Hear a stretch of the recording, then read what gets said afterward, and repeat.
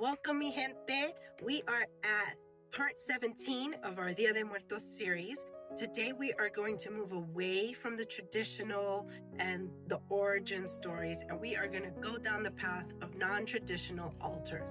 So, if you are a traditionalist, go ahead and keep scrolling. I won't be upset, but do come back in a few days where we're going to go back to talk about elements of Día de Muertos, elements of La Cultura Mexicana that attaches itself to Día de Muertos that I hope that you will also find interesting. Now, these non-traditional altars, over time, over generations, over people taking Día de Muertos to other countries, because remember, Día de Muertos is protected by UNESCO, so it's a worldwide gift, and it has transformed depending on where it goes. And also, space in your home. There's a lot of different reasons to have a non-traditional altar in your home. And remember, there is space for everyone, and it's the meaning behind it that is the most important. So I have several pictures that I've collected over the years, and I'm just going to talk about each one, and hopefully that'll spark some creative ideas in your head. None of them are right or wrong. Nothing that you do is right or wrong. It's just different ideas, and hopefully you can see the beauty in them the way I have. This one doesn't have the traditional levels that we talked about just yesterday, but it does have all four elements. The ark is a nice addition, and also the monarch butterflies, and I was excited to see that because we are going to talk about monarch butterflies in this series. This next one I thought was great if you have young children at home and want to kind of ease them into the tradition. Coco definitely is a great movie to introduce them to that we will be breaking down in a future video. But this altar, it's very colorful, it's festive, right? So it takes away the element that death is scary. Another one that I thought was cute if you have kids at home is this one, because you can have, the picture of the abuelita dressing her in her clothes, in her favorite chair, and just have her be part of whatever festivities you have going on for those days. This next one shows, I had shown this one in a previous video, and it's to honor those who have passed away crossing the border, and on the water jugs it has their name. So these are what I call collective altars. I don't know if there's a proper name for them. And there is this one from the Pulse nightclub tragedy in Orlando in 2016. And so I just think that it's a beautiful way to honor, a collective event for that. I liked this military one. I thought that one was really special, especially the way they have the names on each of their uniforms. When I go into a public space and I see altars, I like to talk to the person who's making eye contact with me. And I ask them to talk to me about their altar or about who they're honoring, and just letting them talk. No camera in their face, no microphone, just us talking and letting them share their stories. And then I'll ask them about certain elements on their altar and why. Or, oh, I see that you put that here. And not in a judgy way, but I want to learn not just about the person that you're honoring, because you've spent all this time on an altar. Tell me about who you love, but also the details about it. And there was one time, there was a bed. It was just a bed.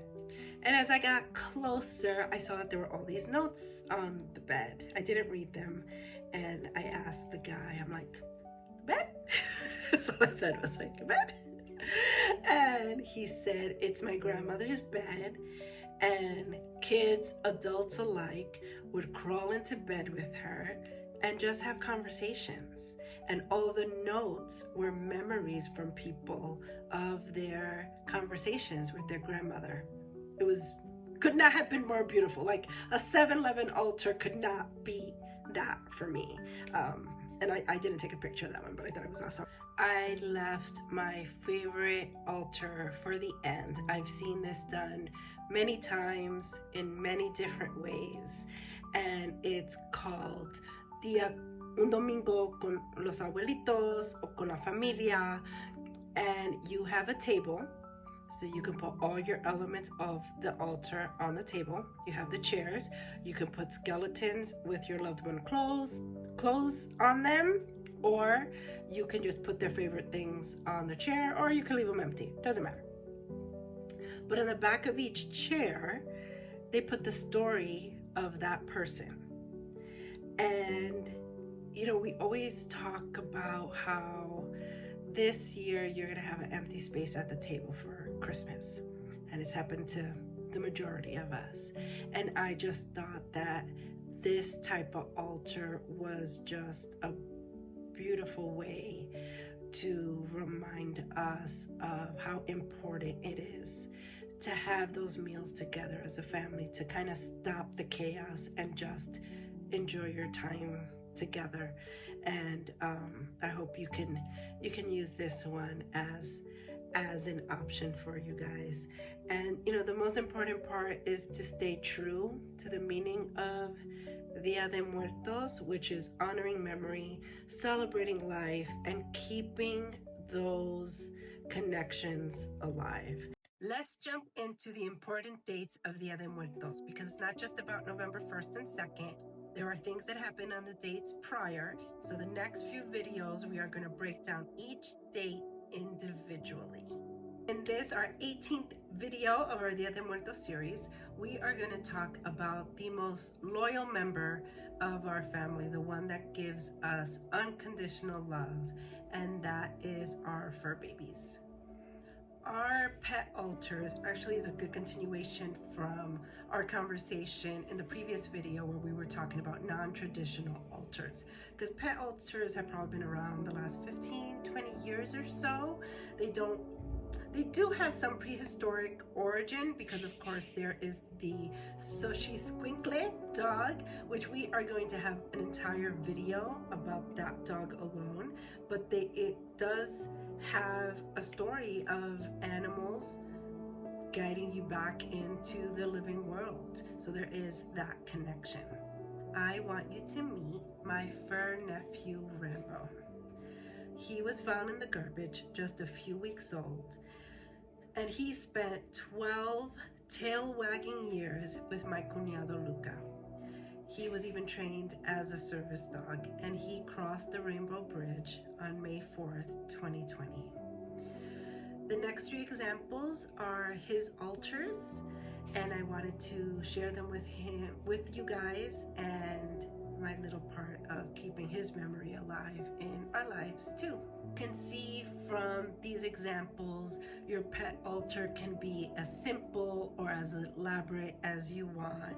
You can include their color, their favorite toys, a blanket, and just like human ofrendas, you want the candle to light their way, the water for their thirst from their journey, and their food, of course, to welcome them back. And most important is if you gave them a treat, right? If they did something good, you gave them a little treat. And there is also pan de muerto para perritos, and it's made out of avena and camote. You can look up the recipe online, or you can even check with your local pet stores and see if they sell them. Now, they first return on October 27th. So that is the first day of Día de Muertos. You want to have your altar set up the night before. And you know, the legends say that they return first because they guide the spirits back. So for anyone who says that you only honor your ancestors November 1st and 2nd, if you are a fur parent, you know that that's not true. And you can make it a separate altar or make it a part of your family altar. And creating a pet altar is healing, just like a human altar is. And we actually are going to do a separate video about how Día de Muertos helps you with manage your grief. But we're going to leave that towards the end because that's a little, heavier stuff. But, doing a pet altar lets your pets know that they are still part of your family. They were still part of memories of your family. Now I have a special request. Please, please, please save this video, share it. But if you are going to do a pet altar, please post it in the comments below. You can post pictures in my comments. So post your pictures, or if you've done pet altars already, would love to see them, and I know others would too. So please post them in the comments below, and have the day that you deserve, and I'll see you in the next video. Many think Día de Muertos is just November 1st and 2nd, but as we talked about in yesterday's video, it actually starts October 27th when we honor our fur babies. October 27th is also the day that you should put out your water and your salt. And today, in part 19, we're going to talk about the next 2 dates. First, October 28th. That's the day to honor people who died in a tragic way. You want to put a candle and a white rose. It's also used to honor lost souls. It's also the day where you can start placing your Cempasuchil for your altar. On October 29th, you honor people who have drowned and for souls who have been forgotten. In the previous 2 videos, we established that Día de Muertos starts October 27th with our pets. In part 20, let's jump into October 30th and 31st, 2 very meaningful days. On October 30th, many regions in Mexico dedicate their altars to those people who have been abandoned or have no family to remember them. So it's a day full of a lot of compassion. You can place an extra candle, bread, water for those people so they know that they're not alone. And this is actually the day that Nico and I visit cemeteries. We like to watch them, the cleaning, but we take a bushel of Cempasuchil and we walk through the cemetery, and I look for the most abandoned plots or the oldest plots in some cases, and I place flowers on those plots. And this actually is a really delicate day because los animas solas, they could be good or bad, just like in life, right? And that's why the copal, which we talked about in part 6, is so important. So that way you don't leave carrying that lost soul. And October 30th, on the actual date, I will do a video talking about the legends surrounding animas solas. Then on October 31st, this one's interesting to me because it takes the cycle of life, or the circle of life rather, and it's both ends of it. So you are honoring your bisabuelos, your tatarabuelos, or your great-grandparents. And another phrase is los muertos de los muertos. But it's also for the souls of children who were not born or who were not baptized, for those who believe in that. And they are called limbocitos. This is not a personal belief of mine, but it is attached to this date. And so I wanted to mention it. And October 30th and 31st, it sets the stage for the next 2 days that come, when the children and the adults then join their families. So it's just another reminder that Día de Muertos, every soul deserves light, love, and a path back home. Today in part 21 is the day we talk about one of the main days, November 1st. In the Día de Muertos tradition, this is one of the most tender and emotional days, and it has several names. All Saints Day, Día de Todos los Santos, Día de los Inocentes, Día de los Angelitos, Day of the Little Angels. And this is the day that is dedicated to the souls of children. I had learned that it was children 12 years old and under. I'd be interested to know about other regions if they have a different benchmark. It's the day that families believe that the spirits of these little ones return to visit. So the ofrenda is geared to them. Lighter colors, toys, candy, milk, anything that is comforting and reflects their innocence. Oftentimes you'll see like little shoes and the Cempasuchil. Sometimes they do the petals instead of the full flowers to guide them back home.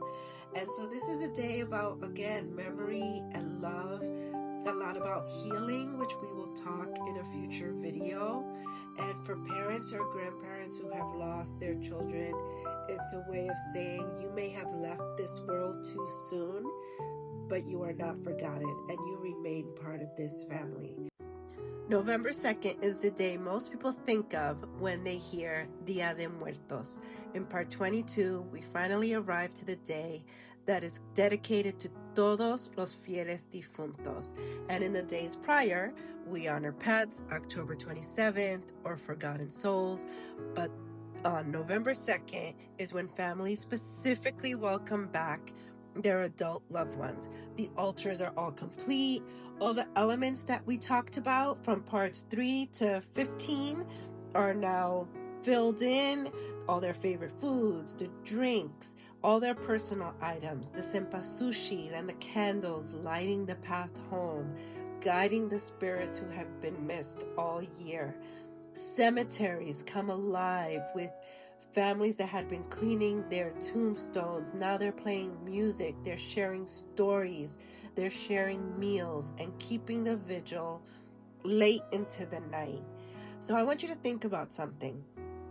When you pass away, do you want your loved ones to be filled with sadness or with joy when they remember you? I know I want my friends and family to think of me and think of all the crazy memories that we shared. That's what Día de Muertos is. It is not about grieving. It's not the time to be sad or crying. It's about celebrating their life and their memory, because November 2nd reminds us that love does not end with death.